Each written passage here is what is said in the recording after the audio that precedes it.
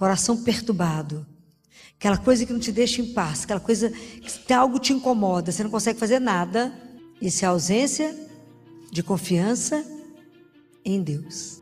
Porque cada vez que eu me perturbo, eu esqueço que Ele é o Senhor da minha vida.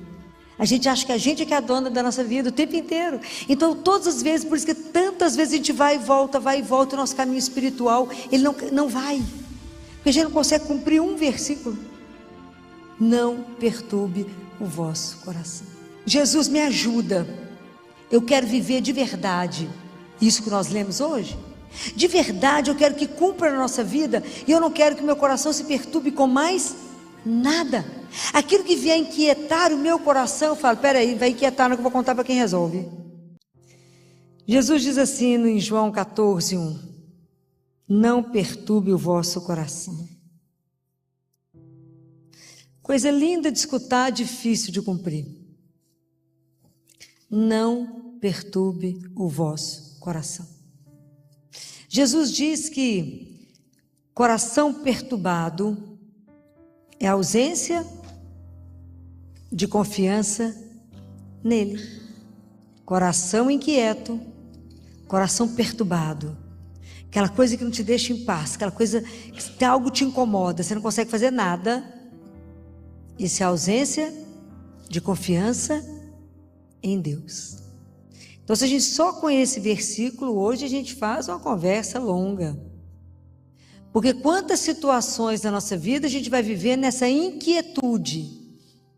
Ele fala que essa inquietude é porque nós queremos ter o controle das coisas e fazer com que as coisas aconteçam do jeito que a gente quer. A nossa dificuldade em se abandonar nas mãos dele. Ele fala, se é uma pessoa que te incomoda, se é uma situação que te incomoda, se é algo que não sai da sua cabeça, não sai do seu coração, está tirando o seu sono, está te fazendo perder peso, não deixa comer, entrega para mim. Mas Jesus, eu acho que eu vou te entregar, eu acho que você não vai saber resolver isso. Mas se é alguma coisa que às vezes você deseja profundamente, você não entrega por quê? Porque se você acha que é alguma coisa muito boa para você, a gente não acredita que se a gente que está querendo acha que é bom para nós, infinitamente mais Ele vai dar aquilo que for ótimo. Então o que é que nos falta? Por que a gente vive essa inquietude? Aí vive um antidepressivo, na ansiedade, né? Come os dedos da mão, os dedos do pé, de tanta aflição na alma, aquela agonia na alma. E não perturbe o vosso coração. Por isso que eu falei que é uma frase que dá um impacto quando a gente escuta. Mas o quanto que é difícil a gente viver isso todos os dias. Porque todos os dias Deus se preocupa com os detalhes da nossa vida. Então por que você está inquieto com o quê? Volta até Ele, entrega, faz a entrega. Faça uma entrega. Ele fala, se nenhum fio de cabelo da sua cabeça cai sem a permissão do Pai, está inquieto por quê? É impressionante. É para a gente morrer de vergonha. A gente sabe onde é que põe a mão, fala, o que é que eu faço agora? Porque Ele já desvelou que a gente está aqui, vem à missa, comunga e não confia. Se entrega, se abandona. Isso é uma experiência espetacular. Não perturbe o vosso coração. Se vocês pararem agora e pensar o que vocês tiveram durante o dia hoje, por quantas coisas vocês estiveram tumultuados, agitados, preocupados, agoniados. E resultou em quê? Nada. Aliás, você ficou nervosa, brigou com um tanto de gente, fez um tanto de coisa que não resolveu em nada. Se eu tivesse ajoelhado e falado, Jesus, deixa eu te entregar essa situação que está me incomodando, agora eu vou descansar no Senhor, te garanto que se eu disse, você tinha pelo menos diminuído o radical livre para não dar tanta ruga. E a gente fica preocupado, fica inquieto, começa a discutir com a gente mesmo, e se é alguma situação difícil, você arruma, você tem várias soluções para a situação, discute com a pessoa, faz um discurso, e a situação não acontece. Pare de perturbar o vosso coração. Quanto disso tira a nossa paz? Quanto disso tira a oportunidade de a gente viver de verdade na presença de Deus? Porque o tanto que a gente fica perturbado nos tira do centro que é o Senhor. Porque cada vez que eu me perturbo, eu esqueço que Ele é o Senhor da minha vida. Compreendem? A gente esquece que Ele é o Senhor. A gente acha que a gente é que é a dona da nossa vida o tempo inteiro. Então todas as vezes, por isso que tantas vezes a gente vai e volta, o nosso caminho espiritual, ele não vai. Porque a gente não consegue cumprir um versículo. Não perturbe o vosso coração. A gente é perturbado às vezes com um tanto de nada e nos tira do foco. E ele fala assim: credes em Deus e crede também em mim. Quando ele fala isso, aqui não são dois atos. Crede em Deus e crede em mim. É um ato só. Então, por que eu não perturbo? Porque eu creio que Deus, que é o nosso Pai, através de Jesus, que é o Filho dele, fez o plano de salvação para nós. Nos tirou das trevas e nos levou para o reino de luz. Jesus veio nos salvar. Então eu creio nesse plano de salvação de Deus na nossa vida. Eu creio que se cumpriu em Jesus. E creio porque Jesus veio, o rosto de Deus foi mostrado ao mundo, igual ele disse a Filipe. Mostra-nos o Pai, isso basta. Ele falou: Filipe, eu estou com vocês há tanto tempo. Quem me vê o Pai. Porque o Pai é amor. É a revelação de Deus ao mundo. Então é tão interessante como é que Deus tem o caminho dele, tem a forma dele de fazer as coisas. Porque tudo de Deus é muito devagar. E tudo de Deus é na humildade. Tudo que a gente gosta. Então, vocês imaginem que Jesus se encarna e vem ao mundo de uma forma que é difícil as pessoas reconhecerem Ele como Deus. Ele não permitiu ser reconhecido. E aí Ele passa pela paixão, pela morte e pela ressurreição. A gente gostaria que Ele tivesse feito o quê? Uma coisa espetacular, não era? Falar assim: uau! Ressuscitou. Mostrou que já estava resolvido o mundo. O que Ele fez? Se escondeu. De forma que Ele quer que o mundo inteiro conheça através de quê? Quem é que vai revelar esse amor? Muito bem. Então Deus quer que o nome dele, como é que Deus vai escrevendo a história, dentro da grande história do mundo, como é que Deus vai escrevendo a história dele tão lentamente? Porque para que o outro conheça, Ele quer que chegue através de quem? De você. Descobriram? Jesus manifestou a ressurreição, que Ele podia ter feito isso de uma forma gloriosa, de uma forma que deixar o mundo embasbacado. Não fez isso, mas Ele quer que você dê testemunho que Ele é vivo. Coisa simples, né? Porque na verdade todos os dias Ele bate a nossa porta. E se a gente abrir, tudo é devagarzinho com Deus, lentamente Ele vai permitindo que a gente veja. E à medida que eu vejo, eu dou testemunho. Aí nós vamos na carta de Pedro. Primeira carta de Pedro, capítulo 2, no versículo 9. Mas vós sois uma raça eleita, um sacerdócio real, uma nação santa, o povo de sua particular propriedade. E estava na missa domingo. Ninguém lembra, mas estava lá. A fim de que proclameis as excelências daquele que vos chamou das trevas para a sua luz maravilhosa. Compreendeu a missão? Então, quando a gente escuta, espero que vocês tenham tido esse impacto na missa, que quando vocês ouviram isso, esse chamado de Pedro, isso é um chamado, uma sacudida, que nos põe na consciência de que fala: eu tenho que dar testemunho, eu tenho que contar as excelências, eu tenho que proclamar as excelências daquele que me tirou da escuridão para a luz. Prestou atenção no compromisso da nossa vida? Eu tenho que parar e pensar e colocar pensar no como é que eu estou levando a minha vida, avaliar a minha consciência e falar como é que eu estou dando testemunho desse Deus maravilhoso que fala comigo: não perturbe o vosso coração.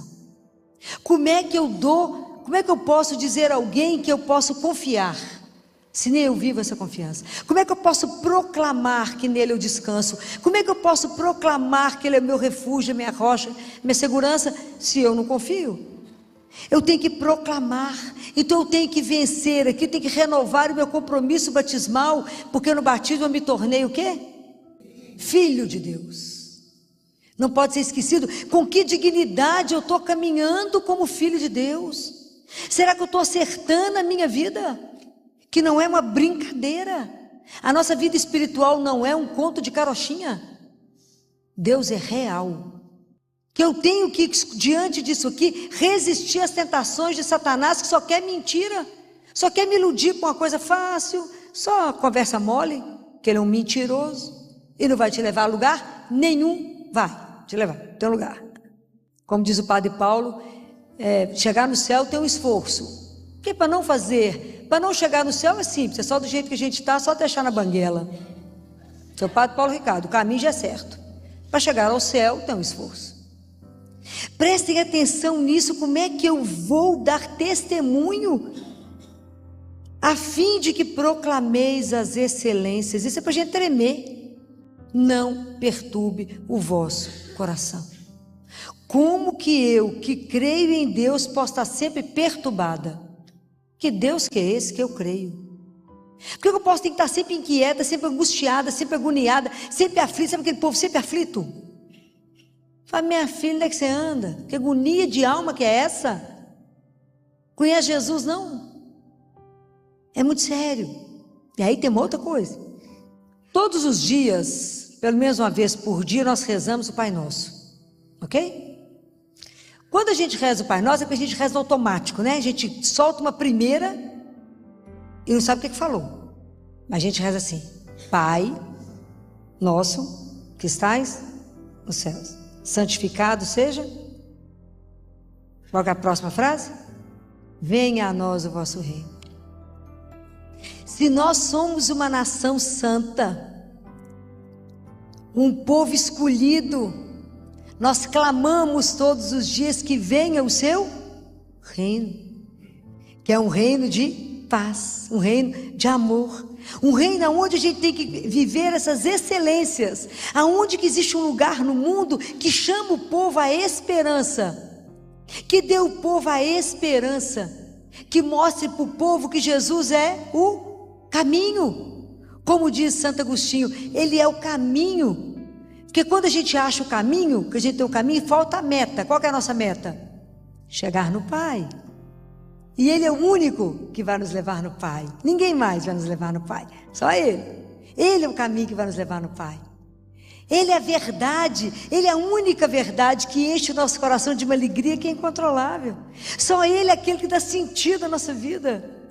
Só ele é essa razão da nossa vida. Porque ele tem a alegria dessa vida que nos convida a ser eterna.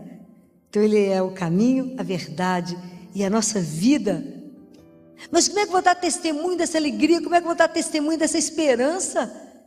Se eu nem trabalho para que o reino de Deus aconteça, para que exista um lugar no mundo onde as pessoas possam estar ancoradas, eu posso ensinar a elas. Nós temos que proclamar essas excelências.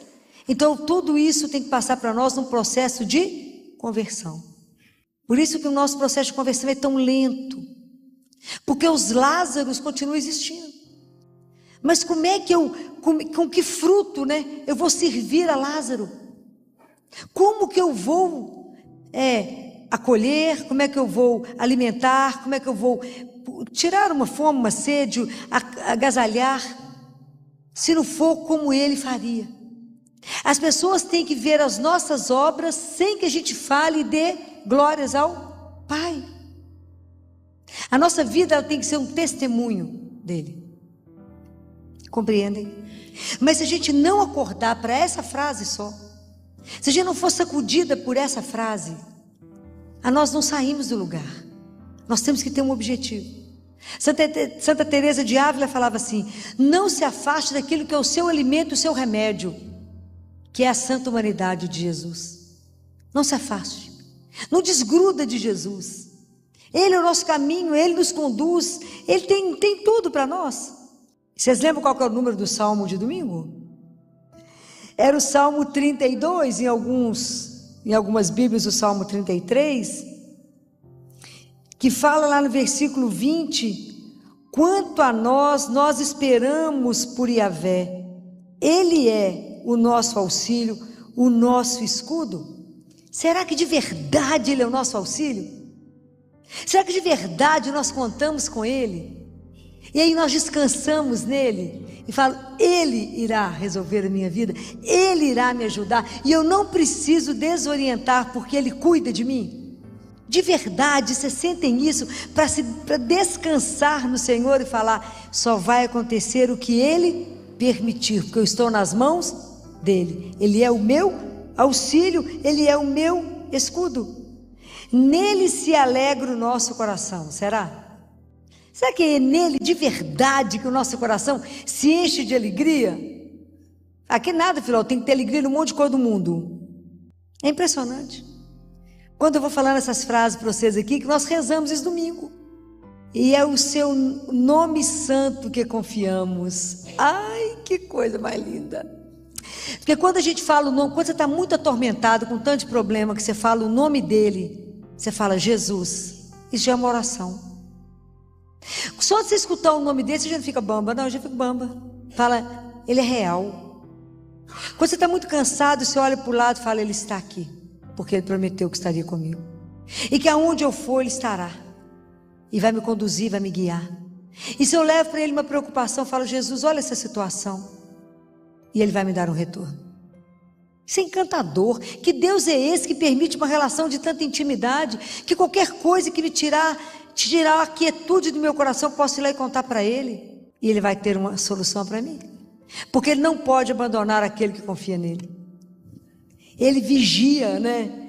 É lindo isso, né? Porque aqui no versículo 18 diz que o olho de Yahvé está sobre os que o temem, sobre aqueles que esperam o seu amor. Pode imaginar isso? O olhar dele está sobre nós que confiamos nele. Ele fala para Santa Catarina de Siena: eu não posso decepcionar meus filhos que confiam em mim. Não posso. Então a gente ficou pedinte diante dele. Já pedinte, a gente fica paradinho olhando para a cara dele, esperando ele fazer. Fala: Jesus, o senhor está prestando atenção que está faltando esse negócio. Igual Santa Madre Teresa fazia com ele. Vocês já leram as histórias de Madre Teresa? Senhor, está faltando leite para o povo, faltando leite para os meninos, tem que dar leite. Você tem dinheiro? Não, tem não. Fui lá e falei com ele: Jesus, não tem leite não. O jornalista falava com ela: mas e agora? Uai, eu já falei com ele. Aí de repente o prefeito cancela todas as aulas no dia, todos os leitos foram para quem? Para Madre Teresa. O jornalista ficou assustado, ela falou: eu falei com ele, ele mandou. É essa confiança simples de que ele escuta. Aonde que ele vai estar vivo? Eu posso conversar assim com ele, aonde? Muito bem, você já vieram visitar ele quantas vezes essa semana? Já? Isso? Tudo que acontecer, corre aqui e fala: eu vim cá te contar um negócio. Vai que você não viu? Faz de conta que você não viu, faz cara de surpresa, vou te contar uma história agora. Me ajuda, simples assim. Chega aqui e fala: Jesus, vim só te contar um negócio, o senhor me ajuda? Então tá, obrigado. Não, Pai, Filho e Espírito Santo, não pode ir embora. Se você tem 5 minutos, vai lá, tem meia hora, vai lá. Tem o tempo que você tiver, vai lá e conta para ele. Vocês vão diminuir tanto o sofrimento, tanta dor de cabeça, tanta agonia de alma, tanta noite sem dormir, tanta insônia. Você tem problema? Não, eu não, já entreguei tudo, né? Ele resolve. Como? Do jeito que ele achar, que ele não acha, do jeito que ele sabe que será melhor. Compreendem?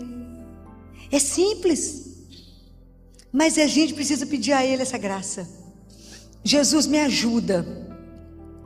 Eu quero viver de verdade isso que nós lemos hoje.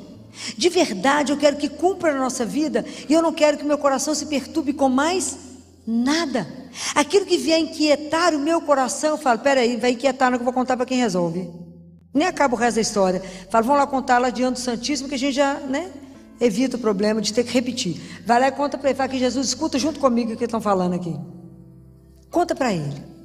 E fala, a partir de agora não me pertence, pertence ao Senhor. Não vou inquietar, porque eu tenho que estar livre para fazer a vontade de Deus. Atento para poder testemunhar com a minha vida. Quantos não o conhecem? Quantos estão aflitos? Quantos estão agoniados? Porque nunca ouviram falar que poderia viver isso? Porque nunca abriu a palavra de Deus? Nem sabe ter escrito, nem sabe que é nação santa, nem sabe que ele é um sacerdote real, nem sabe, que ninguém contou. Foi na igreja, aquilo que eu falei com vocês a semana passada. A gente é treinado a entrar na igreja, mas não é treinado a ouvir. Então a gente entra e sai, se alguém perguntar assim para você lá fora, qual que foi o evangelho de hoje? Você fala, peraí, o que foi o evangelho mesmo hoje? Acabou de sair da missa. Fomos treinados a entrar na igreja, não fomos treinados para ouvir a palavra de Deus. E essa palavra é o nosso sustento. É ela que nos faz caminhar aonde precisar. É ela que nos dá força. É ela que no meio do tumulto, no meio da dor, você vai escutar ele repetir para você, não perturbe o vosso coração. Creia em mim. Ilumina a vida do outro. Não tenha medo de anunciar que Jesus é o mesmo ontem, hoje e sempre. Não tenha medo de anunciar esse Deus de amor. Não tenha medo de anunciar esse que é seu auxílio, a sua força, que é aquele que te dá coragem, é aquele que te sustenta no olhar. Experimentem isso quando você estiver muito cansada e você fala assim, tem um olhar que me sustenta, tem um corpo que me carrega. Quando eu recebo a Eucaristia, tem um corpo que me carrega, por isso que eu dou conta do que precisar, porque é Ele que é o meu sustento. Dê esse testemunho, coloque nas pessoas o desejo de viver com esse Deus. O cristianismo é a religião do desejo. É preciso desejar Deus. Deus não é imposto, Ele é um desejo. Pode imaginar caminhar com Ele? Estar na presença de um Deus vivo, isso não tem preço na nossa vida. Que somente Ele tem o melhor para nós. Só Ele nos conduz para o melhor. Só Ele tem esse caminho. Só Ele tem a verdade que enche o meu coração de uma alegria que é indizível. Que mesmo diante do sofrimento, diante do mundo do avesso, você tem uma paz que a gente passa por qualquer situação. E que só Ele tem a vida que me promete, que me dá a certeza da esperança. E nós cristãos temos que ser a fonte de muita alegria para muita gente, porque a fonte da alegria é Ele. Mas eu tenho que mostrar essa alegria e ser a fonte dessa esperança, arautos da esperança, de uma esperança que está, ela tem uma base, ela é sustentada pela palavra, que é Ele, que não mente. É isso que nos faz, a gente sabe que essa palavra, ela nunca vai nos decepcionar. Então a nossa esperança está nele. Então por isso nós podemos nos encher de alegria e caminhar na certeza de que temos um Deus vivo, esse Deus que cuida. Então que vocês saiam daqui hoje pensando nisso que eu estou dizendo para vocês, não perturbe o vosso coração.